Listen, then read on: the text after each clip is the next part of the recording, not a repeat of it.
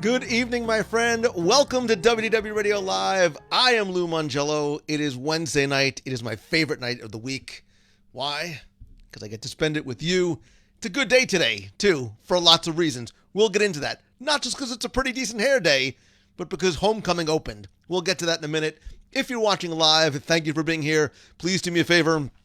Tag and invite a friend in the comments and then sit back, relax, and enjoy the show. And if you're watching on the replay, don't forget to join me every Wednesday night right here at WDWRadioLive.com. Let's get right into it. I said it's a good day, not just because listen, any day on this side of the dirt, I think is a good day. But more importantly, I was really excited because homecoming opened today over at Disney Springs with the brand new outdoor Shine Bar and Social area, which is beautiful. It was a gorgeous day today. Chef Art Smith was there.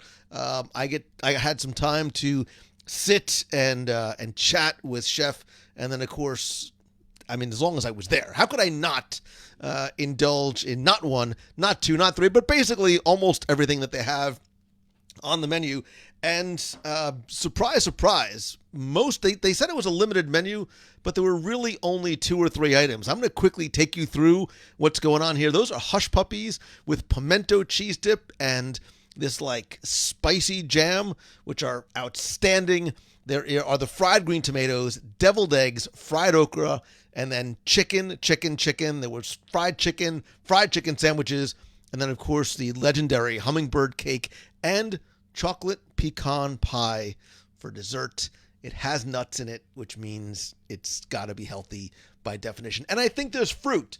in the hummingbird cake.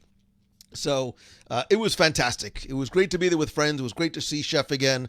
And the place was packed in a really good way. So Disney Springs is slowly but surely, coming back to life. Look, I love it this way. The weather was perfect. There were not a lot of crowds there. Everyone was maintaining physical distancing. I have to give huge credit to the staff at Homecoming, because you would never have known that they had opened up for the first time in 5 months, just an hour earlier before our reservation. They had probably 500 covers for lunch today. It was seamless. The staff was outstanding, and of course, the food is nothing less than exceptional. It's that southern comfort, not the alcohol, but southern comfort food, and it's delicious. It does give you a sense of feeling like you're home. I think it's one of the best designed spaces anywhere on property for a meal. There's something very comfortable and casual about it, and they do make you feel very, very welcome. And the fried chicken doesn't help. There was a lot of fried foods today, but not so much so. I mean, I needed a nap anyway, but it's just because of how much I was indulging. But it was all worth it. It's been a good day, and I look forward to going back and checking out the outdoor seating area. I think this at night, grab a bunch of friends, grab some sweet tea shine, if you know what I'm talking about, and a few appetizers to share. And that right there is a good night. And listen, if you're watching live, and I know you are, if you're watching live and you've never been there, hit me up. I'll be happy to take you there because I'm a giver and I give like that. So I will do that for you. Or better yet, I will even bring you some of Art Smith's home cooking. Quickly this week, thanks to all of you who tuned in to this week's show about what to watch on Disney+. I was going to say when you're missing the Disney parks, where I think we're sort of always missing the Disney parks now more than ever. But I think really this is a show you can listen to anytime because we go through a lot of not just the obvious ones, but some of those hidden gems and overlooked treasures on Disney Plus that tie directly into the parks. And we talk not just about some of the ones that I think you need to watch for sort of that 30,000 foot view of how the parks were created and some of the chronology, Imagineering story, for example. But then we go park by park and land by land and really sort of connect the dots for you of some of the ones that maybe not so obvious that you should watch that will make you understand more what you are seeing and why it's there. So a lot of fun. I was joined this week by Connor Brown from WDWopinion.com. He too has you could tell he's got the whole podcast voice going on, but he does a podcast as well and blog and all kinds of good stuff. And don't tell him I said this. Really, really nice guy as well. So it's a lot of fun, and we go pretty deep. And Connor does an impersonation, whatever it is, that I was not expecting. And I think he needs to do if and when he comes back onto the show. So I see a lot of you. I have to put on my goggles because I can't see this all. But I see a lot of you guys talking about looking to. So Heather is going to Homecoming back on Tuesday. Matthew Woolley just made reservations for Homecoming first visit, as long as the ban is in effect in August. Linda Lammers, who I love, by the way, says, only once I've been there, chicken sandwich and a cocktail at the bar. Linda Lammers, for you and everybody else, the pro tip is, I wish I had one. You get one of the adult sippy cups. It's basically like a giant water bottle that you pay whatever for, and you go back and you can get refills there, like discounted refills when you go. So Beatrice Dennis says, Homecoming has a very special Purple Shine mix that I recommend. I don't know what that is, but I think I need to go back and try it. Caleb Joshua Hill, love the episode on Disney Plus. Thanks so much, buddy. Chris Chapman says that and the Boathouse. So Chris, I'm going to tell you, I think that the holy trinity of Disney Springs is Boathouse, Homecoming, and Morimoto Asia. And they all, it's like this little alignment of constellations, this little triad, they're all within walking/stumbling distance of each other. So you can almost do like a night at all three. And if you want to, just for giggles, you could also throw Wine Bar George and Jock Lindsay's in there. That's like a nice little loop. Maybe that's what I need to do. If only I could find somebody that would go with me, like one day, one night at Disney Springs, and we do like ribs at Morimoto, some shine and apps at Homecoming, dockside, like seafood tower and oysters at Boathouse, maybe a couple more apps at Jock Lindsay's, and then late night charcuterie board and wine at Wine Bar George. Call the Uber, but that's a really good night. Only anybody, just message me, text me. I'd be happy to join you, or fly down and we can go and do it together. That sounds like a really good night. We need to make that happen sooner rather than later. Kate Tollison, I think the Hush Puppies are amazing. You put that creamy pimento cheese on there with some of that like spicy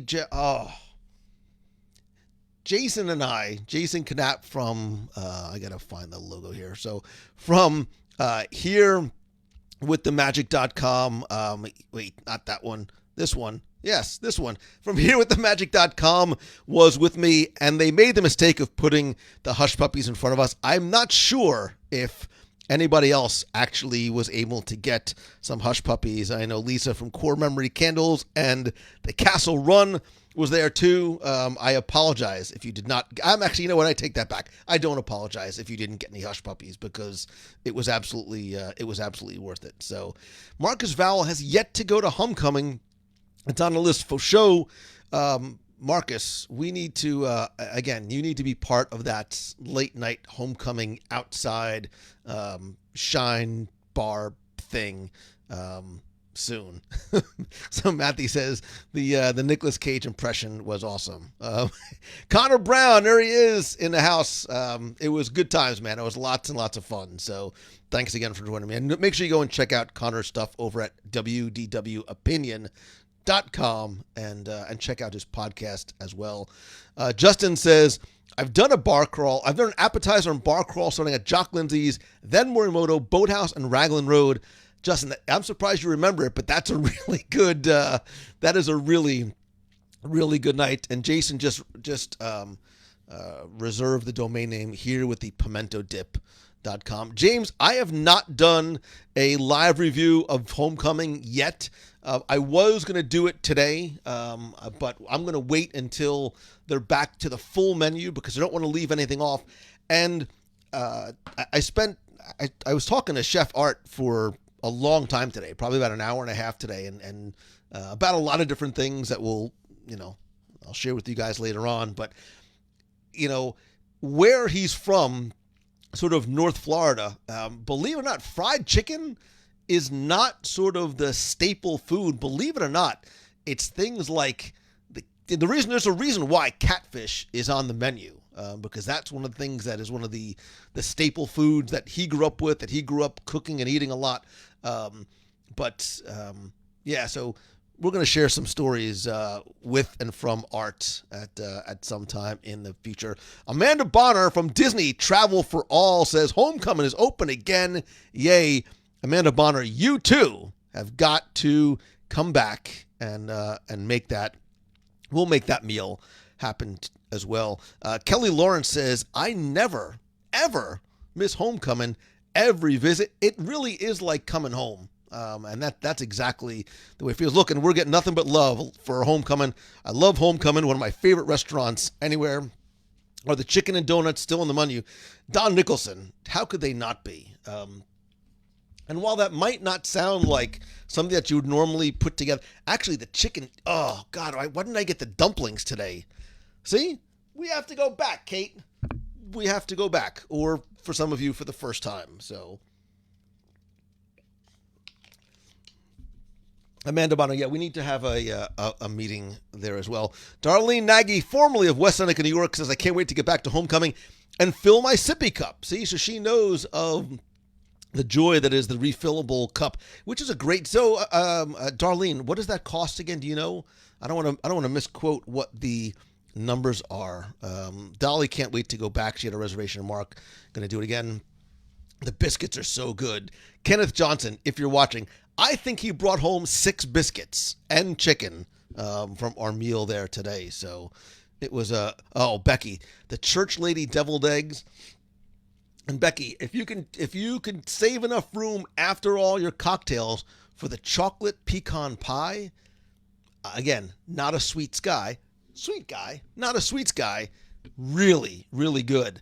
What you do is you get an extra piece and you bring it home and you have it with a cup of coffee the next morning.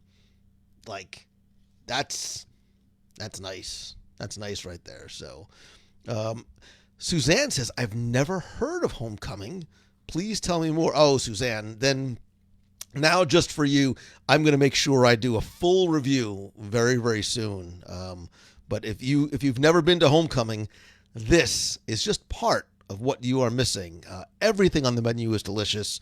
There are some unique items on there as well, but it really is comfort food cooked in Southern style. But there's nothing that's like, even you can sometimes go down south and chicken dumplings can be very, very heavy. Cracker Barrel, I'm looking at you. But even if you go to like a regular, mom and pop Southern restaurant, chicken and dumplings is very sort of substantive, need a nap after it food. And even here, between the portion sizes and the way that sauce and gravy is made, it is not incredibly heavy. So Becky says, not a fan of pecans. How are you not a fan of pecans? They're nature's something, but they're so good. Lauren Martinez went, food gives you the warm and fuzzies. Lauren, food always gives me the warm and fuzzies, which is odd because if my parents were around, they would tell you that as a kid, I was not a big eater.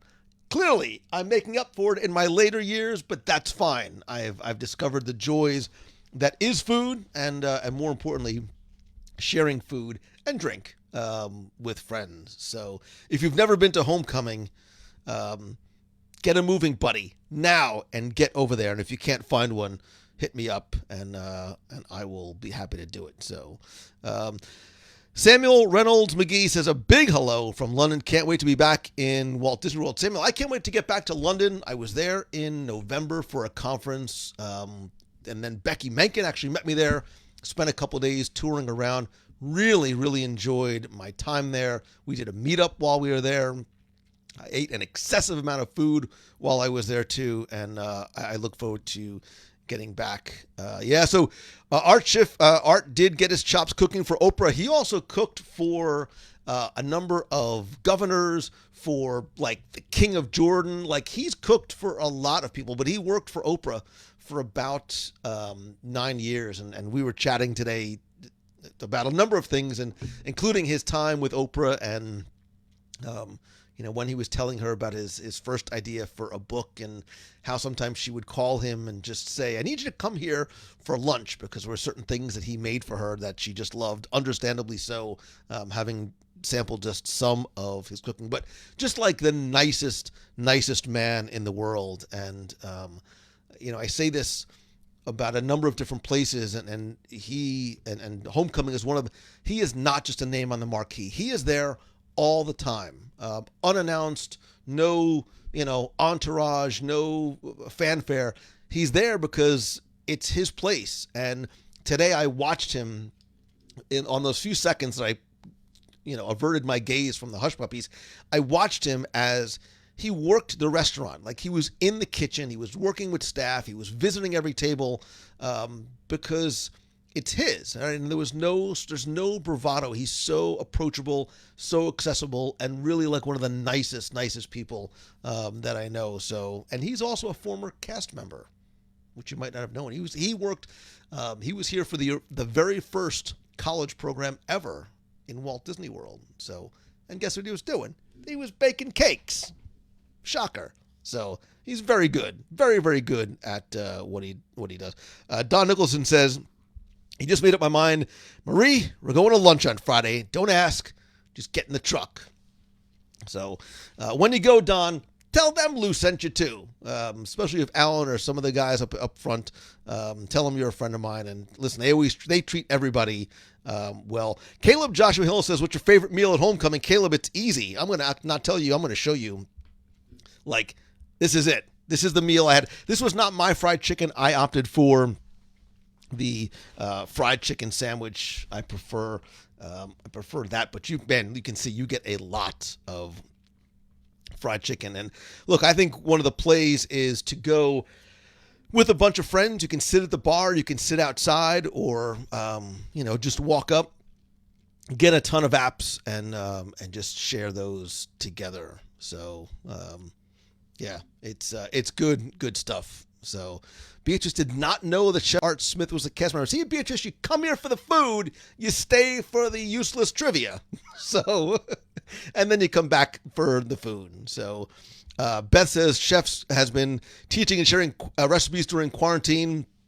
Lost a lot of weight. So yeah, well, I'll tell that story another time. But I've gained my COVID-19. Chef lost 70 pounds during quarantine just because of this amazing happenstance, and he'll share that story with you guys at a later time. So Jennifer says thanks for the 5 pounds. Jennifer, you're welcome, and trust me, it's worth it. It's so. Can I FedEx you deviled eggs, Becky? If I could, I would, but instead I just ate one for you. So I actually had 2 for you. So Pete says this is why I eat before I watch. I know. And listen, I didn't mean to go on so long about food, but the meal was that good today. As it always is. I have yet to have a bad meal at homecoming, nor do I ever expect to have a bad meal at homecoming. But as I was also thinking about tonight's Top 5 Live, I'm like, Mongello, you can't make it be about food again. Because I was really tempted, and I almost did the top 5 things to get on the menu at homecoming, but I basically just told you what they are. Just order all the appetizers, one of each of the desserts, and any sort of chicken/catfish dinner, and you'll be fine. You'll be fine. There's nothing bad on the menu. Iggy Tori's got a reservation for next week. Iggy, you and I have to meet for lunch one of these days too. So, Virginia just dropped 6. How are you people losing weight during quarantine? I need to know what your secrets are for losing weight, because listen, for one reason or another, I have been eating Doritos like they're going out of style, and I blame you. No, it is all been worth it though. So Doritos is my comfort food. It's my go-to comfort food. So, although I will tell you, I will give a special surprise reward and award to the first person that can find and send me wasabi Doritos. It's a thing. It exists. It was in limited release years ago at like Walmart and Costco, of all places. It's gone domestically now, but from what I understand, it is available in Japan. Before I call a friend and call in a favor, if somebody can find wasabi Doritos, I will be exceptionally grateful. I need at least 3 bags to taste. Maybe I'll share 1. But there will be a mystery prize for the first person that can send me real wasabi Doritos, which I believe right now are only available in Japan. So, Paul dropped 2. Paul, you people dropping weight during quarantine. Jeb, Disneyland did invent Doritos. So they basically started like in the dumpster at Disneyland behind Rancho de Zocalo. Like they were throwing out, tortillas that were not fresh, and somebody brought them in and cut them up and baked them or did whatever to them, and that really is where Doritos were invented. So absolutely, Doritos. So there's a Disney connection to Doritos. Jim Worohowski, it's why we're so pickled flavor. Jim, it's funny you mention. I just heard and learned of the pickled flavored Doritos. They look and sound interesting and delicious, to say the least. If only there was somebody out there watching who could send me pickle flavored Doritos. I can't find them here. I think it's I think it must be like a Northeast, like New York type of thing, because I cannot find them. So if only somebody could send me pickle flavored Doritos. So anyway, learn something new every single day. That's my goal. That is my goal. Wasabi Doritos sound amazing. Looking for the dill pickle ones. I hear the dill pickle ones are good. Even kids love them. So hopefully somebody is saving me a bag, because I have not been able to find them here, and I'm taking my glasses off for effect. So heard they were only in Family Dollars. What? I can't find them. I cannot. And wasabi, I have been unable to find, even from some of those websites where you can order Japanese food from. I have not been able to I have not been able to get them. Fred Abley from getmecoding.com. If you are a kid or have one at home who wants to learn how to code, Fred, I need to get a graphic from you. Go check out getmecoding.com. Mr. Fred has all kinds of free resources for your kids, especially now that school is over. You're looking to keep them occupied and get their brains working and doing some cool stuff. Look for the Lego chicken. Look for his Lego chicken. Wasabi Doritos are $14.99 on Amazon. Don Nicholson, I'm in. Send me that link and I'm buying them. Like, if they are legit available domestically, I will buy 3 bags tomorrow. I will eat 2 and I will share possibly 1, unless I really, really, really like them a lot. So, dill pickles are better on my Publix deli chicken sub. What? By the way, that's one of the reasons why, I'm going to go back to Homecoming. That's one of the reasons why you get the chicken sandwich from Homecoming, because they put these like amazing like vinegary pickles on there, and you get that little bit of crunch and that twang and the sweetness of the tomato. Ay vey. How could I possibly be thinking about food yet again? So, I see somebody saying, good evening, Mr. Steve Schussler. Is Steve Schussler? If you're in here, it is, I don't see you. I don't see you on the list, but I can't see everything on this side. But if you are here, it is good to see you, my friend. I hope you are doing well and staying safe. And next time you come down, please, I'd love to get together at Boathouse again. We were there, I think it was literally like day 1. We were there for dinner, and man, Boathouse still never disappoints. And Chef Bob is just, he's now, forget about being an outstanding chef. He's an outstanding human being. I like that guy a lot. So, Steve Schussler, I mean this with all due respect to everyone I'm going to mention. There's a lot of Walt Disney in you, right? From your creativity, right? And if you've never... Wait, I have to grab Steve's book. Wait, where is it? Oh, my God. I just gave one away, so I don't... Not there. Steve, I have a couple of these books. I'm going to give one of these away this week.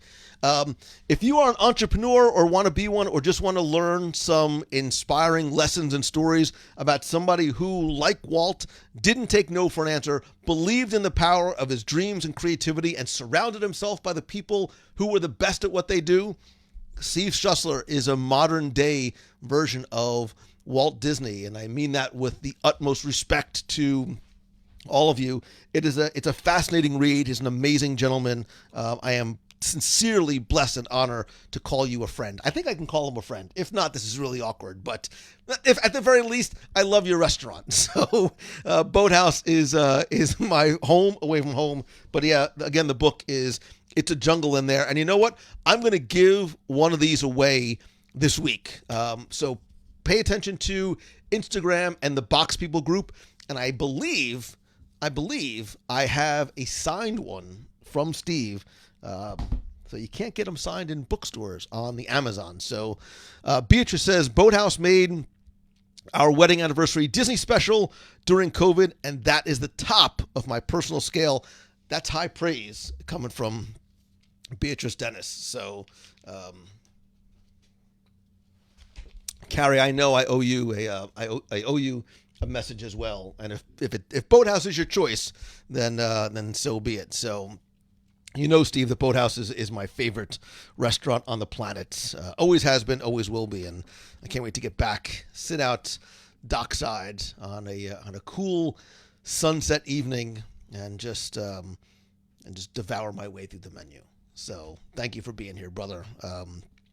Chief Stoffer, you're a good man, Charlie Brown. So Michael Roberson says, I need to get into the Boathouse soon. I've been under quarantine way too long. So if you have been to the Boathouse, very quickly, just rapid fire, what's your favorite thing on the menu? What's your go-to item on the Boathouse menu? There's no wrong answer here. And if you asked me, I would need to do like a top 10, although coriander seared tuna, I love you so very much. Fish tacos are fantastic. The tuna appetizer and the crab with the avocado, and the Lucky Ducks oysters. Again, I don't even need to look at the menu anymore unless I want to check out the specials. So, yeah, there's nothing like it. Oh, Darlene Nagy, formerly of West End with the lobster bisque. I'd be happy to swim in it. So, Yeah, that's one of Chef Bob's famous recipes. And look, even if you're not a seafood person, it's a Gibson Steakhouse. Some of the best steaks you're going to find anywhere. The correct answer is the Boathouse menu, says Amber Bramble. Marissa says the filet mignon sliders. I agree 100%. They are really, really good. And if you upgrade to the truffle fries, that's a nice day. That's a nice lunch right there. With an appetizer, of course. Becky digs the sliders and the tuna. See? If Becky likes the tuna, you know it's got to be good. Jamie Williams loves the spicy shrimp appetizer, mussels, scallops. Yeah, right? Jeb, the crab avocado dip. The play is to go to some of the guys up front, like Wilner, who is the master shucker and the master tower maker. Just let him go and do his thing and build you a seafood tower. There is nothing else like it. You want to have a special night with your special fella, your special lady, or your special family and friends, just go for the seafood tower and get the little cocktail with the little rubber ducky in it, because it's a lot of fun and it tastes delicious too. And now I want one of those as well. So Jeff C says, hey Lou, just stopping by and listening to your podcast on my walk, run every morning. Another good man doing really, really good stuff, brother. I hope to see you again soon, man. It's been way too long. So Lena Hill says the Boathouse is on our schedule for July. Iggy likes the strawberry shortcake. Amber Bramble, again, the desserts, the baked Alaska. The new chocolate cake is, I think the new chocolate cake is better than the baked Alaska. The baked Alaska is impressive to look at. So is the chocolate cake. But man, oh man, that's pretty good. Again, not a huge sweets guy, but really, really good. So oysters and tuna, blueberry lemonade. There's none of these are wrong answers. Am I an oyster guy? Yes. Yes, I am.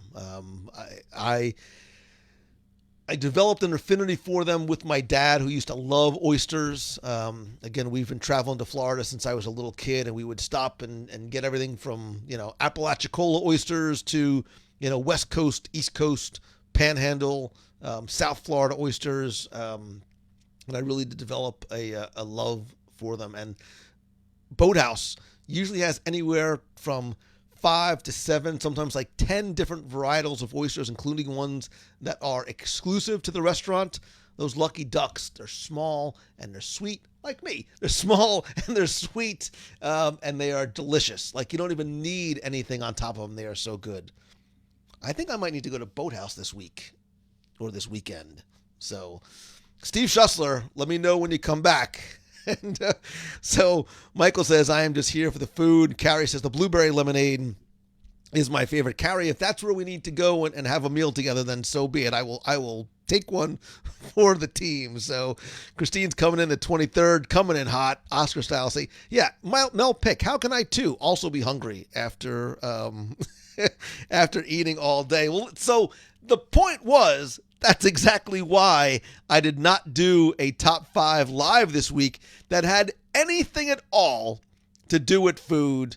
Let's get into it. I need some top 5 live theme music. I don't think I actually necessarily have any ones that, well, here, I'll just pull this up and we'll do our top 5 live for this week. And what I like to do is I like to share with you my top 5-ish, because there's always going to be some honorable mentions, my top 5, and tell you why I put them on my list. Yes, Amanda Bonner, I would, you know what? Maybe I should go to Boathouse for Father's Day. Like, where else, really, now that you mention it, like, where else should I go other than Boathouse for Father's Day? Probably nowhere. Guess what? I'm treating myself to Father's Day lunch or dinner at the Boathouse. All right, back to the top 5 live. This is not just my list, but I want to hear from you, and that's why it is a conversation about this list. It is meant to be fun. It is meant to maybe turn you on to some things or make you think about things that you have never thought of before. And this week, again, trying to stay away from food, I was really thinking again about getting back into the parks and some of the things that we enjoy when we go there. And for years, I've never really been like a huge character guy, right? I'm not huge on a big character meet and greets. Look, I'm always down for a picture with Chewbacca or my fellow Ewoks or a couple of that other characters. But I started to think about the top 5 Disney characters we wish we could meet in the parks, right? I think there's a lot of characters that are there. We've seen them over the years, but I think there's probably some that we just sort of deep down wish that we would love to be able to meet. Now, I will tell you that this list does not include Marvel or Star Wars characters, because those could almost... I'll do a top 5 Marvel characters, Spider-Man, I'm looking at you, that I wish we could meet in the parks. I've excluded Marvel, I've excluded Star Wars. These are top 5 Disney characters that we wish we could meet in the parks. Here's my list. Here we go. Number 5, I wish we could meet the hitchhiking ghosts from the Haunted Mansion. Gus, the prisoner, Ezra, the skeleton, and Phineas, the traveler with the top hat. Now, yes, obviously, we have seen them in some parades, the Boo to You parade. We've seen them around Halloween, but we've never had a meet and greet. How cool of a photo opportunity would that be, to be able to meet the Haunted Mansion hitchhiking ghosts? I very easily could have taken this from number 5 and bumped it to number 1. But let's go on, because number 4, I'm digging a little bit deep here, and I'm going to Giselle from the 2007 live action and animated film Enchanted, which, by the way, I love that movie. I love it because it is both an homage and a self-parody of Disney princesses, and Giselle comes from this, fantastic world of Andalasia, and there's Pip the Squirrel, and she embodies so many elements from Snow White and Cinderella, and I even think I see, Aurora and Ariel in there. And what I love about her is her innocence and her sense of optimism, this sort of unwavering sweetness and optimism. I think she would be an amazing meet and greet face character in the parks. I was actually surprised that we did not see more of her. I know that there has been discussion of a sequel. 13 years have gone by. It has been a long time since Enchanted has been out. I think I need to put this on my Disney Plus rewatch list because there's been too long. I think there is amazing music in this. I think there's a great cast, a wonderful story, and I think Amy Adams, who at the time really was not very well known when she was cast, she does a remarkable job of being this sort of amalgam of so many different Disney characters, bringing those elements in there, and then a lot of her own personality and a lot of Giselle's unique qualities into the role as well. So Giselle is number 4 on my list. Number 3 is Roger Rabbit. Roger Rabbit from Who Framed Roger Rabbit. Listen, if you think back to 1988 and when this film came out, Roger Rabbit, for a time in the late, in late 88, early 89, he was everywhere. On TV, there were specials. He was in the park. Michael Eisner really wanted Roger Rabbit to sort of be the second Mickey Mouse. And there are photos of Michael Eisner on Hollywood Boulevard with one hand clasping Mickey's and one hand clasping Roger's. Like, this was his sort of mark that, again, I think he really wanted to be the next Walt Disney. This was his way of saying, this is the character that I am going to make the next Mickey Mouse. Unfortunately, there were some legal and I think even personal ramifications that were happening. Spielberg, who was a consultant on the film, owned 50% of the rights there. There was discussions of a prequel that was supposed to come out. He did not like it at all. And then he started working more with Universal Studios. I think as time went on, the relationship got more strained for a variety of different reasons, and that is why it never came to be. But I think Roger Rabbit back in the parks again. And if you haven't watched the film again, it is on Disney Plus, and I still think all these years later, yikes, wow, it's really old. All these years later, it really does hold its own. Number 2 on my list, Little Orange Bird in the Sunshine Tree. I want you to think of something funny just for me. Orange Bird, as you know, was a walk-around character in the early 70s. He was created by Disney for the Florida citrus growers who sponsored the Sunshine Tree Terrace, and they created this character. Anita Bryant sang the Orange Bird song. I actually have an album. Actually, I think I'm putting it on eBay this week. I'm soon to have had the album, but when that contract went out, Orange Bird went away. But a few years ago, as Disney was really starting to get back to the sense of feeding the nostalgia that I think so many of us were craving, we saw Orange Bird come back to the parks in a big, big way. Tell me how fun that would be, running up and giving, because we're going to go back to hugging again at some point, running up and giving that Orange Bird a big hug. Look, Carrie Zuri even says, I'd hug the Orange Bird and I would never let go. Get out of my way, Carrie, because I'm going to hug him first. Little Orange Bird in the Sunshine Tree, I miss you so very much. But number 1 on my list, insert drum roll. I need a drum roll sound effect. I don't think I actually have one. I don't think I have a drum roll sound effect. I think I have well, here, we'll just do a little applause. A little drum roll / applause for number 1 is Dreamfinder and Figment together again, right?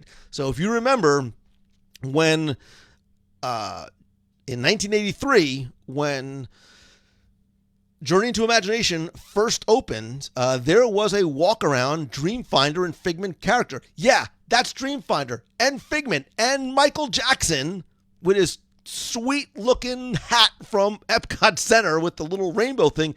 He was a walk-around character that would meet and greet guests up on that second level. Now, I'm not talking about the Figment. There was a quote-unquote sort of life-size, 6.5 foot tall Figment. This is the one that I want to see come back. He met and greeted guests for a number of years until the atrocity, dare I say, abomination that was the second incarnation, which was just Journey into Imagination without Figment.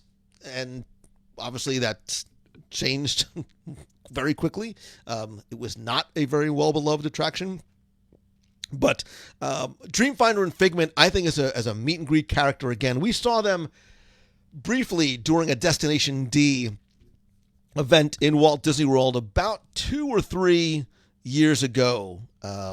And Ron Schneider, who's been on the show a number of times before, if somebody can just quickly look up, I don't remember what show number that was.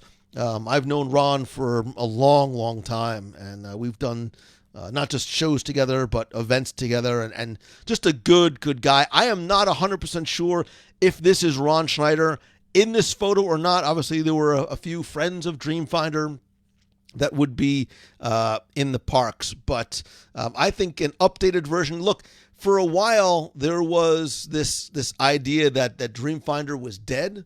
The character was quote unquote dead, was never going to come back. We saw him come back with Figment in the Figment Marvel comic books, which makes me think that there is hope. I will predict that not anytime very soon, but I think probably and this timetable is going to be a little skewed because of what we're dealing with now and not knowing when things are going to get back to quote normal. But I think in 3 years, we will see an updated Imagination Pavilion with Dreamfinder and Figment back as the centerpieces.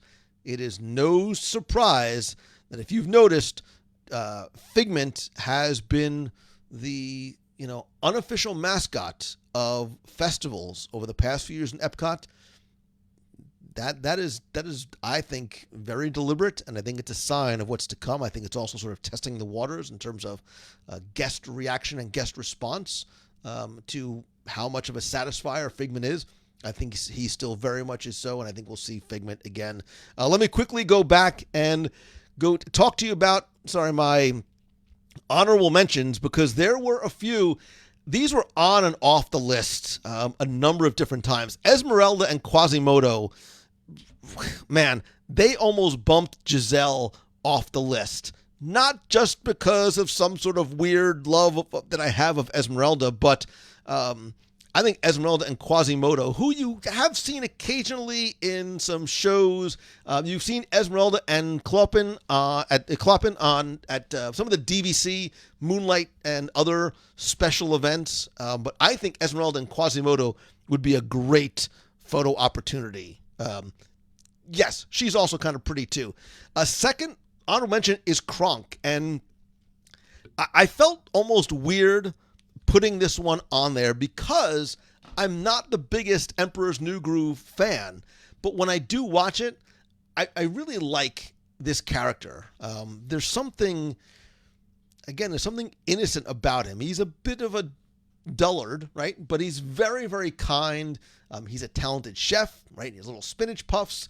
He had his own movie, Kronk's New Groove, which was a direct-to-video back in 2005. I think if you get the right person playing Kronk, he would make for a very interesting character meet and greet. Somebody said it earlier before, Jiminy Cricket, again, also made almost made the list. Now you can see Jiminy Cricket in Walt Disney World. He has in the past appeared in Disney's Animal Kingdom during Earth Day week, sort of like the week leading up to Earth Day. You'd be able to meet him at Rafiki's Planet Watch. So he does exist in sort of character meet and greet form, but he's a bit of a rarity. I think he would have some of the longest lines anywhere. Like if you could meet Jiminy Cricket in New Fantasyland, that's the one that would make sense to me. And finally is the Muppets. Any of them. All of them. Just give me the Muppets. And this one is surprising to me because the Muppets have had this on-again, off-again, continuing off-again relationship with Walt Disney World. Back in 1990, as part of the Magical World of Disney, there was the Muppets at Walt Disney World TV special. It was like 90 minutes or 2 hours. 14 years later, when Disney bought the rights to the Muppets, we said, all right, this is it. Muppets are going to come back. And there were multiple stage shows at the parks. At Disney MGM Studios, there was Here Come the Muppets and Muppets on Location, Days of Swine and Roses. 2007, we had the Muppet Mobile Lab. So if you remember Dr. Bunsen Honeydew and Beaker, that living character initiative that was in Epcot, right? Because that's where it made sense. Pizza Rizzo came, obviously Muppet Vision 3D. Great moments in American history in Liberty Square. So the Muppets, I've always felt were sort of teetering. And there were full-size walk-around characters at the studios in the early 2000s, late 90s, early 2000s or so, near, there was a meet and greet area, like sort of near where Mama Melrose's was, like off to the side, where the old theater used to be. So they have been meet and greet characters. I think, again, they'd be incredibly popular, and it's a shame that some of the recent Muppet shows, obviously we had the Muppet movie and things like that, maybe didn't perform as well, including the most recent ABC short-lived series. So if you want to go back and hear and learn more about the Muppets in Walt Disney World, you can go back and listen to show 169. I talk about the Muppets that never were, some of the plans for the Muppet Land that was supposed to come to Disney's Hollywood Studios, as well as some of the other Muppet-themed restaurants. Swedish Chef, I'm looking at you. And if we go to 361, there's 25 things we love, remember, and miss about the Disney MGM Studios and the Muppets. I'm talking to you. So there's my list. I want to hear yours. I'm obviously going to post this in the Box People group over on Facebook, and I certainly want to hear who you agree with, who you disagree with, and who you would like to see added or removed from the list. I think this is one that there are no real wrong answers. I'm seeing Sam Eagle. Fred Abley would have liked to have seen characters from Once Upon a Time. I was actually surprised. I was on board with that show for the first couple of seasons and then fell off, unfortunately, very quickly. I was surprised that the they did not leverage those characters in the parks. I don't know if it was a licensing thing, if it was an awareness thing, if there just wasn't enough sort of penetration of who those characters were. Becky's going to say the original Adventurers Club cast. I can tell you that barring something crazy, you'll never see them again in the parks or anywhere for a variety of reasons. Chris, I believe and I agree that Fozzie is a hugger. You know who else is a hugger? This guy. Hugger and a giver. I'm a hugger. I'm a giver. I'm an eater. Some people call me a space cowboy, but again, I'm going way off with that. And I know some of you are saying some of these characters have been at some of the races, some of the special events. I agree, and I know, but I'd like to see them. Look, not the body of a runner. You know that. So I don't want to have to get up and stress out over signing up for the Princess Half Marathon so I can run and sweat and have heart palpitations just so I can get a picture with Jiminy Cricket. I just want to go to the parks, get my snack, and go meet Jiminy, and I think it would be better for everybody all around. I want to keep that space open for people that really should run. Stephanie Hendricks, Bing Bong. That is a great answer. So,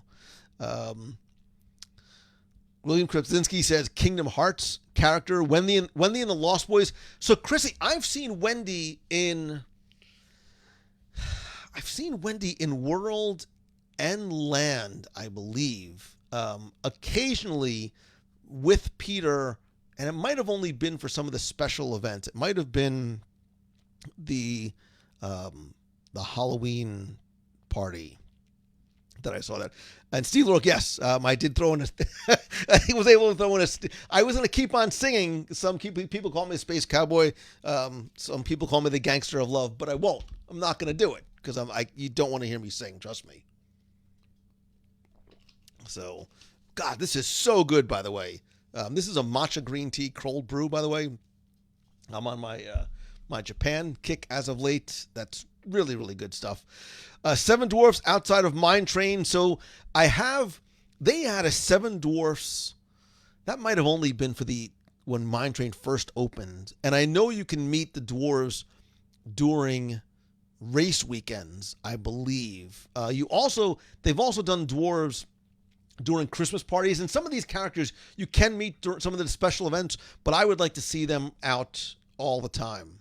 Again, admittedly, not a huge character person, but these are ones that I would go to and I would line up for. So Kelly says, yeah, I've seen Wendy at Disney. So maybe that's where it was. Maybe I did see her at Disneyland. So Chris Chapman, you don't want to hear me sing.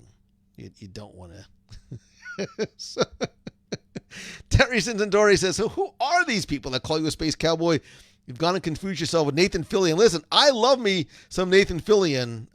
Firefly, as you may or may not know or care, is one of my favorites. Short-lived, rest in peace, series ever on TV. So, yeah, I'm not even going to get into any of the conversations about Grease. Osh Popham, Burl Ives. God, I love you so very much. We've seen Wendy at Walt Disney World. Brian Walton says, I want to meet Jessica Rabbit. I was going to say that, but I didn't want to come across creepy, which is why I also put Esmeralda as an honorable mention, because I did not want comments about why Esmeralda was on the list. So, dwarves are always at the parties. The line is stupid long. Never seen anybody at Dopey. Yeah, so I knew that they were somewhere, so maybe I was thinking of the Christmas parties. But you're right. If you want to meet the dwarves, you need to go there first. Don't go get candy. Don't go trick-or-treating. Don't go, get your Christmas cookies. Just go and get online for the dwarfs. So, Karen Story, I actually just watched Summer Magic because I was doing somebody else's podcast about it. It was called Monorail Radio, and we were doing a segment about Summer Magic. And it's unfortunately right now not on Disney Plus, but you can rent it for, I think it was $2 or $3 on most of the streaming services.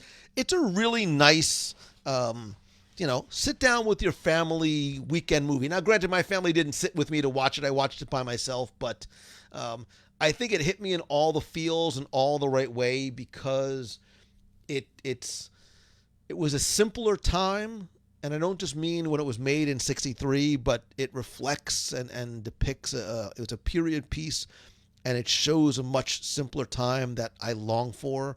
Simpler inside the home, simpler outside the home in terms of the small town and what the world was like and the way people were to each other and the way families were able to spend time together and towns were communities and got together. And I have a longing for that small town type of feel. So maybe that's why, plus Burl Ives and Burl Ives. So I have a picture with Jessica Rabbit from high school. They took your pic and they superimposed her for a souvenir. Jeff C., I really, really need to see that for a variety of different reasons. I need to see it. I love Summer Magic, the front porch song, 3 creaky wooden chairs. Not going to sing the rest, but Burl Ives, Frosty the Snowman, Osh Popham. I love you so very much. There's lots of really good music. The Ugly Bug Ball is one that almost didn't make it into the film because Walt did not like the use of the word ugly in the title, and the Sherman Brothers explained to him why they were using that word, and even though that the bugs might have been ugly on the outside, it didn't matter because they were all accepted. The bugs didn't look at each other as being ugly. God, Richard Sherman, I love you so much. You're such a smart, good, kind man. It was actually his 92nd birthday last week. I spoke to the Shermans last week, and God bless you, Richard. Still writing. I can't say what, but he is still going strong, and he, again, really, really good person. And I love how they were able to very simply change Walt's mind based on the way that they framed why they use that word. So, Michael Roberson, I think you're going to see some Tron stuff coming to Magic Kingdom when that attraction is. You just wait. You just wait till that attraction opens. Little minds are going to be blown. I promise you. So, great idea. Ask him to bring some of his wine. Ask who to bring his wine. Osh Popham? Who has wine? Who has wine, and why has nobody brought us any at this point? So, Gabby Naldo, Hades along with Pain and Panic were at the Disneyland Paris races 2 years ago. Right, and so Hades we've seen on stage. It's funny, I almost put the Sanderson sisters on my list because I loved the show from Not So Scary over the last couple of years. Excuse me. And Hades was, he's in that, and he was in another show as well. He would be a great meet and greet character. But I think, I don't know if there's ever been a photo op with Hades other than maybe the races. I don't think he actually does photo ops at the parties, but I'm very easily confused at my advanced age. Plus, I'm hungry again, so I can blame that. Jim Hawkins. Look at Jeb pulling out Jim Hawkins from Treasure Planet. I've talked about this a few weeks ago when I was discussing my overlooked films on Disney Plus. Treasure Planet made the list, and Jim Hawkins would be great as well. Tara agrees. Sanderson sisters. Hope we get characters for Wine and Dine weekend. Lauren, let's see if we get Wine and Dine. Period. Who knows what that is going to look like. Again, not to get into a separate discussion over what's happening and cases here in Florida and if we're going to get this second wave, but hopefully things start to level out and reduce and normalize so we can get back to Food and Wine. I cried just a silent little tear when Swan and Dolphin canceled their Food and Wine Classic. It was expected, but when the news comes out, it's sad nonetheless. So, Christine Kronowski, when you say Vincent, I hope that you mean. I can't reach him because he's all the way back there. I hope you mean Vincent from the Black Hole. I don't know how they would do it or if anybody would know who he was except you and I, But man, I'd love to see Vincent from Black Hole, which again I have to watch too. Jerry Reynolds says Pollyanna, we need her happiness. Again, that's why we talked about on this week's show some of those films on Disney Plus to enhance your enjoyment. We talk about some of those in terms of how they relate to the parks and also some of the reasons why we love them. And Pollyanna, Summer Magic, I mean, those are all ones that are from those late 50s, early 60s, even Swiss Family Robinson, Treasure Island, 20,000 Leagues Under the Sea. It's a little bit, darker, but still just some of those simple, enjoyable ones. And yes, I miss 20,000 Leagues Under the Sea attraction. And no surprise, Lori Oliveri can't wait for her sweet tea shine. So we all have the things that draw us back into Walt Disney World. The voice would have to be right, Roddy McDowell. Yeah, Vincent was... Look, the movie does not necessarily hold up over time. The black hole, especially that so very, very, very creepy. And Valerie Seidel says Atlantis needs to make a comeback. Valerie, at one point, Atlantis was going to have a much bigger presence in the parks. There were plans for an Atlantis attraction. There was a lot of plans for Atlantis, and unfortunately, the film just didn't perform well enough to justify the financial expenditure to put it in there, and then maybe not resonate with guests who were not necessarily huge fans of the film. Andrew Tan wants an Olivia Wilde. He means a Cora from Tron Legacy. I'm happy with any part of that. Yeah. Black Hole's one of your favorite movies ever. I need to watch that one again. Pollyanna, Swiss Family Robinson, 2 of my absolute favorites. Look, you have to go into those films with, not a slightly different than a 2020 mindset in terms of what the films are going to be like. Storytelling was just a little bit different back then. So, they're not, they're at the time they were big budget films, but they're not, I don't know how to describe it. There's something incredibly charming and endearing about some of those, especially a film like Pollyanna or Summer Magic.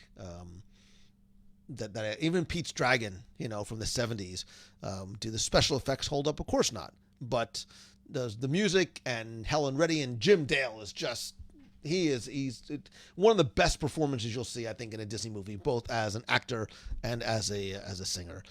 Becky, we are not throwing out names like Thor. Again, we are not talking Marvel. We are not talking, this is not a hunk fest, which is what you're looking for. So top 10 hunks Becky wants to meet in the parks. Thor, we know, would be certainly number 1. Roly Poly Oly from Playhouse Disney. Roly Poly Oly used to have a presence in the parks at Disney's Hollywood Studios. And I know that because my kids loved Roly Poly Oly, and I could sing you the song, but I'm not going to. I'll wait until I'm done with the broadcast. So Lauren loves the original Pete's Dragon. I haven't seen that in so many years, but I do need to go back and watch it again. And Christine, I agree. I was born in the wrong era. As much as I love and appreciate technology, maybe it's this inherent desire to simplify things that's making me get rid of material things and simplify every aspect of my life, because I do sort of miss those things. This is great. It's an amazing tool. It's connected us together. But man, oh man, it's also a distraction sometimes. And, I'm sure you guys know, you hear me talk. I work with entrepreneurs in mastermind group and one-on-one. And the challenges that we all face week after week are consistent, right? The one thing, our most valuable commodity, is the thing we have the least of, which is time, right? There's so many things that suck up our time. Look, I have all these books on my shelf, many of which I have not read yet, right? They're on sort of my reading to-do list, and I just can't get to them because life and technology and social media and all these things sometimes get in the way. And again, as much as it connects us, sometimes it can also be a bit of a distractor as well. So Um, let's see. I'm not going to sing. You don't want to trust me. Trust me. Bring back little Einsteins. Oh, my God. Climb aboard. We're ready to explore. There's so much to find. Little Einsteins. Come on. Let's go. I'm going to... you're going to get me to sing before the end of the night, and you don't want to... Trust me. You don't want me to sing anything from early, 2000s Disney Channel. Oh, my... Heather Demmett, goodbye, my friend, goodbye, because now it's time to go. The moon, the bear in the big blue house, they'll be waiting for you. You know who has two thumbs and loves this guy? And there used to be a Bear in the Big Blue House show where the Playhouse Disney Live on Stage is now. It was Bear in the Big Blue House, and I love that. Like, you're going to get me all fakaked and all choked up because my kids used to love that, and we used to watch it all the time, and now my daughter's driving, so thank you. So, okay, I'm not going to talk about Chris Hemsworth. Read us a story from your book collection. I don't think that you'd want to read, hear me read some of the things that are on my collection. A lot of them are really, the Disney books I've read. Not all of the business and other books I have. Makes me cry. Love the Bear. Yeah, I love Bear in the Big Blue House. So Bear was a great show. Yeah, so Chris Chapman, we are rapidly approaching. We are 9 shows away from show number 600. And I will tell you, I am not going to do a 60-hour show. I haven't figured out what that is going to look like as yet, but we'll figure something out. Maybe we'll start a thread in the Box People group, and you can tell me what you'd like to see have happen for the 60-hour show in really just a few weeks. So, but... Anywho, for the third time tonight, I have pictures from Bear in the Big Blue House. Of course you do, Terry. And Terry, I owe you a text or 2 or 3. So I promise there's something I've been working on behind the scenes that I have not talked about or hinted to or shared as yet, and it'll all make sense at some point. The top 600 foods, top 600 things I've eaten and eat off. How did all of you guys? Of course, it doesn't surprise me that you go right to food, but I'll figure it out. Becky, I'm not doing a 60-hour show. I just can't. I can't do it. So, once again, thank you very much for joining me this week. Please don't forget to check out this week's show, and please do me a favor if you want to help, and I hope that you do. Please share it out on your Facebook. If you're in any Disney groups, and I know not a lot of groups, I allow that kind of stuff in the Box People group. Not everybody else does, and others, but if you want to, that's the best way to turn people onto the show and really the incredible community that you guys have created here. Also check out WDWopinion.com with Connor Brown. Thank you so much. And if you have not eaten at Homecoming yet, what are you doing? Get over there and check it out. Also, I will share in the Box People group my top 5 Disney characters we wish we could meet in the parks. And I'm going to want to hear your thoughts about what it is that you would like to see in terms of characters in the parks as well. If you like trivia, I post daily Disney trivia pretty much every day, not necessarily always on the weekends, but I post a daily Disney trivia question. It's not about whether you get it right or wrong. It's hopefully having some fun, maybe learning something along the way as well.